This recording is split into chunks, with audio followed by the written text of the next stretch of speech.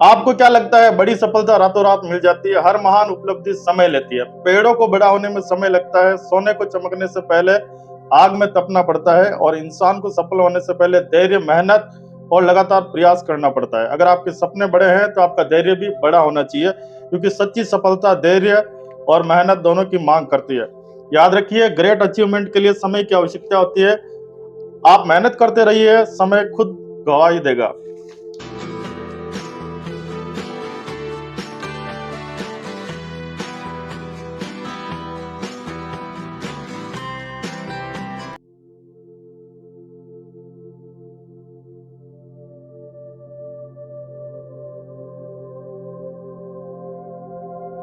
तो दोस्तों, आज है मंडे और मंडे मोटिवेशनल स्टोरी में आज मेरे साथ देख रहे हैं आप नया पॉडकास्ट वीडियो। आज हमारे साथ मौजूद है जिनको कहा जाता है कि धरती के भगवान कहा जाता है इस देश दुनिया के, वो है मौजूद हमारे साथ मौजूद है एक सर जो कि डॉक्टर है। तो सर नमस्कार, गुड मॉर्निंग, आपका स्वागत है हमारे इस पॉडकास्ट वीडियो में। Good morning. हाँ, तो हमारे साथ मौजूद है सर। तो सर सबसे पहले अपना बेसिक इंट्रोडक्शन दे दीजिए दर्शकों को, ताकि पता चले हमारे साथ आज कौन ऐसा शख्सियत मौजूद है। मैं doctor Sulabh Tiwari, MBBS MD from medicine subject. मैं as a medicine specialist Nehru चिकित्सालय में कार्यरत हूँ और लगभग 10 वर्षों से NCL कोल इंडिया के पेशेंट्स को और उसके जो डिपेंडेंट पेशेंट्स हैं उन सबको अपनी सेवाएं प्रदान कर रहा हूँ। अच्छा sir, thank you sir. Sir, जब आपने मेडिकल फील्ड चुना था तब सबसे पहले सर आपके मन में क्या ख्याल है, आपने क्यों चुना सर मेडिकल फील्ड? बचपन से ही मेरे दिमाग में सेवा की भावना रही है, हाँ पेशेंट्स सर। को लेकर, मरीजों को लेकर, उनके आश्रितों को लेकर, कि किसी भी व्यक्ति को उसका जो स्वास्थ्य हमेशा उसका सही रहे, हाँ सर। क्योंकि स्वस्थ जीवन तभी आपका आगे बढ़ेगा जब आपका स्वास्थ्य सही रहेगा। तो बिल्कुल सर। बेसिकली मोटिवेशन की जो भावना थी वो सेवा भाव के बाद ही आई, अच्छा सर। कि सेवा करना है मरीजों की। वहां से मेन मोटिवेशन वहीं से आया कि हाँ, मरीजों की सेवा। हाँ सर, जैसे कि हर शख्सियत का कोई न कोई मोटिवेशन रहता है। जैसे अपन किसी फील्ड में जाते हैं तो किसी न किसी को आदर्श मानते हैं, मोटिवेशन मानते हैं। आपकी लाइफ में कौन है ऐसे मोटिवेशनल जिससे कि आप प्रेरित हुए कि आपको डॉक्टर ही बनना है? बचपन में मैंने अपने एक डॉक्टर साहब को देखा था, जहाँ पर हम लोग बचपन में ट्रीटमेंट कराने जाते थे। माँ हमको बचपन में लेकर जाती थी डॉक्टर साहब के पास में। उनका नाम था डॉक्टर श्रीवास्तव। अच्छा सर। उनसे मुझे बहुत प्रेरणा मिली कि हाँ, मुझे भी इनके जैसा डॉक्टर बनना है, आगे चल के इनके जैसा फेमस होना है, आगे जैसे इनके जैसा सेवा करनी है। जैसा कि सर आपने बताया आपकी एजुकेशन MBBS MD है सर, तो यहाँ तक का आपका सफर कितना रहा सर? कितना स्ट्रगल, आपको कितना पेशेंस रखना पड़ा? क्या-क्या आपके इसके पीछे की कहानी थोड़ा सा बताइए दर्शकों को। देखिए, मेडिकल फील्ड में जो सबसे सफलता की जो मुख्य कुंजी है वो पेशेंस है। अच्छा सर। अगर आपके पास में पेशेंस नहीं रहेगा, आप सफल नहीं हो सकते। अच्छा सर। मेरा जो बचपन है वो बहुत ही छोटे से गाँव में गुजरा। स्कूलिंग बहुत छोटे से गाँव से हुई। गाँव में कोई सुविधाएँ नहीं हुआ करती थी उस टाइम पर। हाँ सर। हमारा स्कूल भी बहुत दूर हुआ करता था। 10वीं 12वीं तक मैंने वहाँ स्कूलिंग की। उसके बाद फिर मैं जबलपुर आया। जबलपुर में मैंने तैयारी की। तैयारी करने में धक्के लगे। हाँ सर, गाँव जैसा से उठ के कोई बंदा आया है, तो धक्के तो लगने स्वाभाविक हैं। हुँ। 1 धक्का लगा, 2 धक्का लगा, नहीं हुआ। तीसरे धक्के में जाके हाँ सर। सिलेक्शन हुआ PMT में। PMT निकालने के बाद मेडिकल कॉलेज जबलपुर का मुझे मिला, गवर्नमेंट कॉलेज। उसके बाद फिर वहाँ पढ़ाई करी। हुँ। मेडिकल कॉलेज से निकलने के बाद PG के लिए जद्दोजहद लग गई। हुँ। उसमें भी थोड़ा वक़्त लगा, सब तरफ हाथ-पैर मारे, तब जाके तब जाके PGI चंडीगढ़ से आपने MD मेडिसिन किया। ब्रांच अच्छा मिला। सर। हाँ सर, लाइफ का ऐसा कोई मोमेंट जब आपको लगा कि आपका डॉक्टर बनना सही था? किस समय आपको लगा कि मेरा डॉक्टर बनना सही में सही है, सही डिसीजन है? ऐसा कोई एक बार मोमेंट? कॉलेज की कहानी बताता हूँ। हुँ। मेडिकल कॉलेज में हम लोग बाहर बैठ के चाय पी रहे थे। हाँ सर। तो एकदम से हम लोगों ने देखा कि एक पेशेंट आया और वहाँ सामने रोड के पास आके एकदम से अरेस्ट हो गया। हुँ। चलते-चलते बेहोश होके गिर गया। अच्छा हम सर। लोगों ने उसको देखा तो लगा कि पेशेंट को बचाना मुश्किल हो जाएगा। हुँ। कुछ दोस्तों ने उसको CPR दिया, हम लोगों ने उसको माउथ टू माउथ ब्रीथ दिया, साँस उसकी वापस आई। उसके बाद हम लोग तुरंत उसको लेकर इमरजेंसी गए, जहाँ पर हम लोगों ने उसको इंट्यूबेट किया, वेंटिलेटर पे डाला, अपने कंसल्टेंट को फ़ोन किया, एनेस्थीसिया वालों को फ़ोन किया। वो लोग आए, उन्होंने पेशेंट को देखा, उन्होंने फिर पेशेंट को मैनेज किया उसके बाद, क्योंकि उस टाइम MBBS में बहुत ज़्यादा हम लोगों को कुछ नॉलेज उतना था नहीं।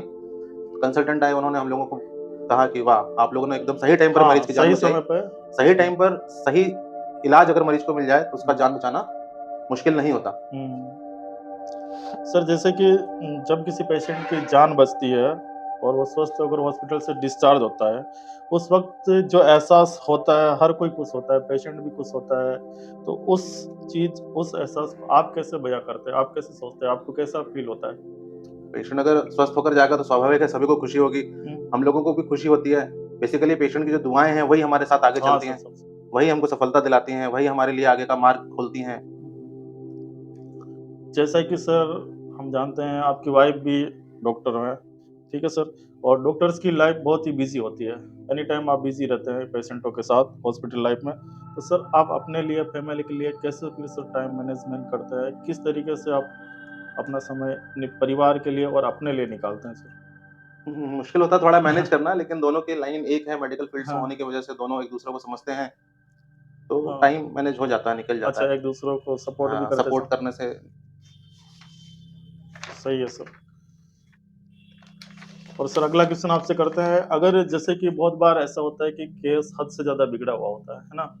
तो कई बार क्या होता है कि पेशेंट ठीक नहीं हो पाता है या फिर उसकी डेथ हो जाती है या फिर उसको कई बार आपको रेफर करना पड़ता है बनारस के लिए या हार्ट सेंटर के लिए। तो फिर उस समय आपको भी सर दर्द होता होगा, आपको भी लगता होगा बुरा कि ये पेशेंट मेरे से ठीक क्यों नहीं हो पा रहा है। तो उस समय सर उस दर्द को या उस फीलिंग को आप कैसे मैनेज करते हैं? क्या करते हैं? बहुत सारे मुश्किल क्षण आते हैं। हुँ, हर डॉक्टर की ज़िंदगी में ये क्षण आते हैं कि कोई पेशेंट ऐसा मिल जाता है कि कठिन होता है, डायग्नोसिस कठिन होती है, कई बार मैनेजमेंट कठिन होता है, कई बार कुछ बहुत सारी हिंड्रेंस हुँ, ऐसे आ जाते हैं कि हम लोग वो चीज़ नहीं कर पाते जो हमको उस पेशेंट के लिए करना चाहिए।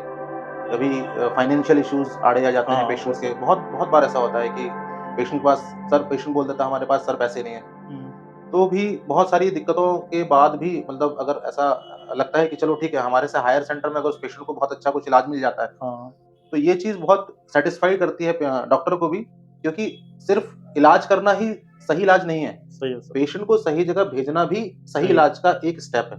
अच्छा सर। मैं इस मुद्दे पे काम करता हूँ। हुँ। जैसे कि अब सर हम आए दिन देखते हैं आपके डेली रूटीन को, तो सर डॉक्टर लाइफ़ और मेडिकल फ़ील्ड में स्ट्रेस बहुत ज़्यादा रहता है क्योंकि बिज़ी रहता है आदमी, टाइम नहीं दे पाता है फैमिली को, दोस्तों को, बहुत सारी चीज़ों को और बहुत बार डिपार्टमेंटल से भी प्रेशर रहता है, पेशेंटों की इतना प्रेशर, भीड़-भाड़ रहते हैं, तो स्ट्रेस तो बहुत रहता है ही सर। तो उस स्ट्रेस को सर कैसे मैनेज करते हैं आप? डॉक्टर की लाइफ़ में स्ट्रेस होना लाज़मी है। हुँ, बहुत जगह से बिज़ी रहती है डॉक्टर की लाइफ़। हुँ, आम अपनी ज़िंदगी में पर्सनल लाइफ़ बिज़ी है, प्रोफ़ेशनल लाइफ़ बिज़ी है। पर्सनल लाइफ़ में प्रेशर है, प्रोफ़ेशनल लाइफ़ में प्रेशर है। लेकिन उसके लिए आपको वक़्त निकालना पड़ता है थोड़ा, स्ट्रेस मैनेजमेंट करना पड़ेगा। हुँ। योगा, प्राणायाम थोड़ा बहुत यही सब है जो मुझे अच्छा सर। एक स्ट्रेस से दूर रखता है। दूसरी चीज़ कि इंसान अगर अपने काम से खुश है, तो हाँ आधा सर, स्ट्रेस उसका वैसे ही खत्म हो जाता है। मेन मकसद सर तो ये है अगर अपने काम से खुश है तो इंसान बिल्कुल, मैनेज कर ही लेता है तो सर। मुझे जो है मैं अपने काम से खुश हूँ, तो मेरा हुँ, स्ट्रेस लगभग वैसे दूर रहता है। अच्छा सर। सर, आपकी नज़र में आप खुद एक डॉक्टर हैं, तो आपकी नज़र में सर आपके नज़रिए से एक अच्छे डॉक्टर की क्या पहचान होनी चाहिए? आप किस डॉक्टर को एक अच्छा डॉक्टर मानते हैं कि वो किस तरीके से बिहेव करता है पेशेंटों के साथ या किस तरीके से अपना ट्रीटमेंट करता है या कैसे अपनी सेवाएँ प्रदान करता है? देखिए, मुझे लगता है डॉक्टरी प्रोफ़ेशन के 3 बड़े स्तंभ हैं, हुँ, जिसमें से सबसे पहला स्तंभ है अवेलेबिलिटी। हुँ, अगर कोई डॉक्टर अवेलेबल ही नहीं है, सही है सर, वो कितना भी महान हो, सही है सर। ट्रीटमेंट नहीं होगा। हुँ, दूसरा जो स्तंभ है, वो है व्यवहार। हुँ, अगर आप व्यवहार कुशल नहीं हैं, तो भी पेशेंट आपके पास आने से डरेगा। सही है सर, तीसरा जो स्तंभ है, वो है आपकी कार्यकुशलता। सही है जब सर। ये तीनों स्तंभ एक साथ मिलते हैं, हुँ, तभी पेशेंट का आउटकम अच्छा आता है या पेशेंट ठीक होता है या पेशेंट सैटिस्फाई होता है, जो भी आप अपनी आम भाषा में बोलते हैं। हुँ, जब तक ये तीनों स्तंभ नहीं मिलेगा, तो मुश्किल होता है। तो मेरे हिसाब से एक अच्छे डॉक्टर की पहचान वही है, जो इन तीनों स्तंभों को एक साथ लेकर चले। अच्छा सर। हाँ सर, ये जवाब सर बहुत ही अच्छा है सर, तीनों चीज़ें होगी तभी पेशेंट भी ठीक हो पाएगा और सब चीज़ें अच्छे से हो पाए। सर जैसे कि इंडिया बहुत बड़ा देश है और यहाँ पर ज़रूरत होती है डॉक्टर्स की और बहुत सारे युवा आज तैयारी कर रहे हैं डॉक्टर्स बनने की। बहुत सारे लगे हुए कोचिंग में, बहुत सारे मेहनत कर रहे हैं, किसी को देख के मोटिवेट हो रहे हैं, किसी का जज़्बा है। तो सर उन युवाओं के लिए आप क्या संदेश देना चाहेंगे कि ये कैसा है field sir? Medical profession field वैसे बहुत अच्छा है, लेकिन इसमें सबसे ज़्यादा ज़रूरी चीज़ें जो हैं, वो है आपका डेडिकेशन। हुँ, अगर आपका डेडिकेशन अपने काम के प्रति नहीं है, तो आप बेहतर है कि इस फ़ील्ड को छोड़ दें। अच्छा सर। अगर आपका डेडिकेशन अपने काम के प्रति नहीं रहेगा, तो आप वो काम कर ही नहीं सकते जो आप चाहते हैं। सही है सर, डेडिकेशन ज़रूरी सबसे है। ज़रूरी चीज़ है डेडिकेशन, जज़्बा एक रहना चाहिए कि हाँ, मुझे ये काम करना है, मुझे इस पेशेंट को ठीक करना है, मुझे आज ये काम करना है, मुझे ये चीज़ सीखनी है। एक्चुअली मेडिकल फील्ड जो है एक कहना चाहिए समुद्र की तरह है। इसमें आप जितना गहरा डुबकी लगाएँगे, आपका नॉलेज उतना ज़्यादा बढ़ेगा। आप ये मान के चलो कि नहीं मुझे तो सब आता है, तो वो चीज़ आपका जो करियर है वहाँ पर फुल स्टॉप लगा देता है। हाँ सर, ये इस पैसे में डेडिकेशन लाइफ टाइम ही बना रहना लाइफ चाहिए, टाइम तभी डेडिकेशन जाके है। अच्छे से यस, चल पाएगी ये लाइफ। लाइफ टाइम लर्निंग है, लाइफ टाइम डेडिकेशन है, हम्म। तभी आपकी लाइफ आगे चल सकती है, नहीं तो आप हमेशा स्ट्रेस में घूमते रहेंगे। तो सर उनका जो तैयारी कर रहे हैं उनके लिए क्या कहना चाहेंगे? उनके लिए यही है कि अगर आपने मेडिकल फील्ड को चुना है या मेडिकल फील्ड चुनना चाह रहे हैं, तो आप अपने अंदर के सबसे पहले तो कैलिबर को पहचानिए। उसके बाद आप उसकी तरफ अगर आपने लक्ष्य निर्धारित किया है, तो तब तक हार नहीं माननी है जब तक लक्ष्य ना मिल जाए। अच्छा सर। सर अब हम बात कर लेते हैं सिंगरौली की जिले की, जहाँ की हम सभी जानते हैं कि इंडस्ट्रियल एरिया है और अपन खुद सर आप जॉब कर रहे हैं, कोल इंडिया में कोल माइंस है, जाहिर सी बात है यहाँ पॉल्यूशन ज़्यादा है। एक सर यहाँ पर लोग बाग देखा गया कि नशा भी बहुत ज़्यादा करते हैं। तो सर पॉल्यूशन प्लस नशा दोनों चीज़ों से सर क्या क्या बीमारियाँ हो सकती है और क्या इनसे बचा जा सकता है? पॉल्यूशन देखिए इस इलाके में कहना चाहिए अगर बात करें सिंगरौली की तो भारत में दूसरा स्थान ऐसा है जो पॉल्यूशन अच्छा इंडेक्स सर, पर है, दिल्ली के बाद। दिल्ली के बाद। अच्छा सर। तो पॉल्यूशन से रिलेटेड बहुत सारी प्रॉब्लम्स हैं जो सिंगरौली के जिले में ज़्यादा हैं। जैसे कि उसमें से सबसे ज़्यादा परेशानी जो है वो सीओपीडी की है। अच्छा सर। साँस की बीमारी है जिसमें साँस लेने में तकलीफ होती है मरीजों को, खाँसी लगातार आती है, खाँसी ठीक नहीं होती है। बहुत सारी दवाइयाँ लेने के बाद भी मरीज परेशान बना रहता है। तो एक सीओपीडी की बीमारी है, एक अस्थमा की बीमारी है। अच्छा सर। इसके अलावा बहुत सारी बीमारियाँ ऐसी हैं जो कोल डस्ट से रिलेटेड होती हैं, जिनको कोल वर्कर न्यूमोकोनियोसिस कहते हैं। तो वो सारी बीमारियाँ प्रदूषण की वजह से ज़्यादा हैं। इसकी वजह से पेशेंट्स का स्वास्थ्य बहुत हैम्पर होता है। तो ऐसे पेशेंट्स को मैं यही सलाह दूँगा कि आप अगर ऐसा कोई लक्षण आपको दिखता है कि जो बार-बार दवाइयाँ खाने के बाद भी ठीक नहीं हो रहा है या अच्छे से कंट्रोल नहीं हो रहा है, तो उसको आप डॉक्टर के पास आके दिखाएँ, उसका प्रॉपर जाँच कराएँ, उसका प्रॉपर इलाज लें और वो जो इलाज जो डॉक्टर साहब बता रहे हैं, वो आपको उस पर लेना चाहिए। एडहेयर रहना है, उस पर आपको स्थिर रहना है। इसके अलावा दूसरा आपने जो बताया कि सर अल्कोहल इसके जैसे कि मैं रोकना चाहूँगा सर, जैसे कि आप बता रहे हैं इलाज ले, ठीक है, हम एक डेली लाइफ में क्या सावधानी रख सकते हैं जैसे सीओपीडी वगैरह की पॉल्यूशन डेली के? लाइफ में देखिए आप यहाँ पॉल्यूशन से बचना बहुत मुश्किल है क्योंकि हर जगह पॉल्यूशन है, बाहर पॉल्यूशन, अंदर पॉल्यूशन है। तो बेहतर है कि जहाँ ज़्यादा पॉल्यूटेड एरिया है, वहाँ पर आप मास्क लगा के अच्छा जाएँ, सर। आप पब्लिक प्लेस पर मास्क लगाएँ या आप आजकल कुछ एयर प्यूरीफायर्स आ गए हैं, जो आप घर पे यूज़ कर सकते हैं। वो भी कुछ हद तक पॉल्यूशन को कम कर देते हैं और इम्यूनिटी पावर अपनी बना के रखें, जिससे बार-बार आप इन्फेक्शन ना हो। इनके लिए कुछ वैक्सीन्स भी आते हैं, जो आप टाइम टू टाइम वैक्सीन्स अच्छा अपने सर, अपने लगवा सकते हैं। डॉक्टर की सलाह से अगर लेते हैं, तो वैक्सीन भी आपको कुछ काफ़ी हद तक बहुत सारी बीमारियों को प्रिवेंट करने में सहायता देती है। हाँ सर, एक सर इधर ड्रग्स और अल्कोहल के ज़्यादा ही केस दिखाई पड़ता है, तो उसके बारे में क्या कहना चाहेंगे सर? अल्कोहल से भी रिलेटेड बहुत सारी बीमारियाँ होती हैं, जैसे कि क्रोनिक लिवर डिसीज़ है, सिरोसिस ऑफ लिवर है, पेट में पानी बन जाना, अससाइटिस है, खून की उल्टियाँ होना, है ना? पोर्टल हाइपरटेंशन, ये सारी बीमारियाँ शराब से रिलेटेड होती हैं। यहाँ पर शराब का सेवन भी बहुत मात्रा में होता है। मैं यही सलाह दूँगा कि इन सब बीमारियों से बचने के लिए सबसे पहले तो आपको ट्रिगरिंग फैक्टर जो है उसको आपको अच्छा। हटाना पड़ेगा। जैसे बात की थी मैंने सीओपीडी के लिए, तो सीओपीडी में आपको triggering factor is a pollution. Pollution को आपको हटाना है। ऐसी शराब अल्कोहल वाली डिसीज़ेज़ में भी जो शराब से रिलेटेड डिसीज़ेज़ हैं, लिवर की जो बीमारियाँ हैं उसमें आपको जब तक आप शराब से दूर नहीं रहेंगे, आपकी बीमारियाँ ठीक नहीं होंगी। अच्छा सर। तो एक सर एक पेंडेमिक आया था अपने इंडिया में 2020 में, कोविड। तो उस कोविड के दौर में सर आपने क्या महसूस किया है? कितना भयंकर था? क्या-क्या रिस्क थी वहाँ पर? और कितने लोग उसमें से रिकवर हुए हैं? आपने तो हज़ारों पेशेंट देखे हैं सर। कोविड एक बहुत बड़ी महामारी के रूप में हमारे देश में आया था। अ, बहुत सारी जगहों पर इसका इम्पैक्ट था। हाँ सर। पेशेंट्स की हेल्थ के ऊपर इम्पैक्ट था, पेशेंट्स की पर्सनल लाइफ के ऊपर इम्पैक्ट आया, पेशेंट्स की फाइनेंशियल कंडीशंस के ऊपर भी इम्पैक्ट आया। कहना चाहिए अगर आम भाषा में कहा जाए तो कोविड ने सिर्फ़ तबाही मचाई थी। अच्छा सर।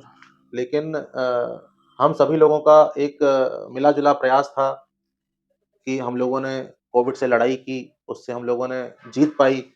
वैक्सीन्स आए, वैक्सीनेशन हुआ, वैक्सीन पेशेंट्स ने लगवाई। अब कोविड सर रिकवर भी हुए हैं इससे रिकवर पेशेंट? बहुत सारे पेशेंट्स रिकवर भी अच्छा। हुए हैं। बहुत कम ऐसा है कि पेशेंट्स कैजुअल्टी हुई हैं, हुँ। उसमें मनाही नहीं है। लेकिन रिकवरी का रेट कैजुअल्टी के रेट से कहीं ज़्यादा है। अच्छा सर। लेकिन ये सब एक मिला-जुला स्टेप था, जो आम आदमी के अकेले के बस का नहीं था। सबको पूरा टीम वर्क। टीम वर्क था, सब लोगों ने मिल-जुल के उसमें काम किया। हेल्थ वर्कर्स सामने आए, डॉक्टर्स सामने आए, है है ना, स्टाफ सामने आए, नर्सिंग स्टाफ सामने आए, सब लोगों ने मिलके पेशेंट्स बचाए। तब जाके हम लोगों ने आज कोविड पर जीत हासिल की। अच्छा सर, तो दोस्तों आज के पॉडकास्ट वीडियो में मैं कहना चाहूँगा कि कर दिखाओ कुछ ऐसा कि दुनिया करना चाहे आपके जैसा। तो सर हर इंसान का कोई ना कोई मोटिवेशन गोल होता है और बहुत सारी चीज़ें ऐसी होती है जो हमारे जॉब के साथ-साथ हमें दुआएँ भी देती है। ये एक अच्छा प्रोफ़ेशन है जिससे हमें मरीज़ के स्वास्थ्य के साथ-साथ हमें उन दुआएँ भी नसीब में मिलती है। तो कुछ ही ऐसे प्रोफ़ेशन होते हैं सर, आपका प्रोफ़ेशन बहुत ही अच्छा है। और सर मैं आपका धन्यवाद देना चाहूँगा कि आपने इतना कीमती समय निकाल कर आज हमारे इस प्रोग्राम में आप आए। उसके लिए सर बहुत-बहुत धन्यवाद। Thank you, thank you. Thank you sir.